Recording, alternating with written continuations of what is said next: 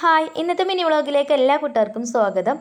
അപ്പോൾ ഇന്നിതാ വൈകുന്നേരം മധുരം കഴിക്കാനൊരു പൂതി കുട്ടികൾക്കും എനിക്കൊക്കെ ഉണ്ടായിന് കേട്ടോ. അപ്പോൾ നമ്മളൊരു പായസം ഉണ്ടാക്കാമെന്ന് വിചാരിച്ചു. സേമിയ പായസം ആകുമ്പോൾ പെട്ടെന്നുണ്ടല്ലോ. അങ്ങനെ സേമിയ പായസമൊക്കെ ഉണ്ടാക്കി കുടിച്ചിട്ടോ. പിന്നെ നമുക്ക് വൈകുന്നേരത്തിനുള്ള ഫുഡും കാര്യങ്ങളൊക്കെ റെഡിയാക്കി എടുക്കണം. അപ്പോൾ ഇന്ന് ചപ്പാത്തിയും മീൻകറിയാണ് കേട്ടോ വൈകുന്നേരത്തിന് ഉണ്ടാക്കുന്നത്.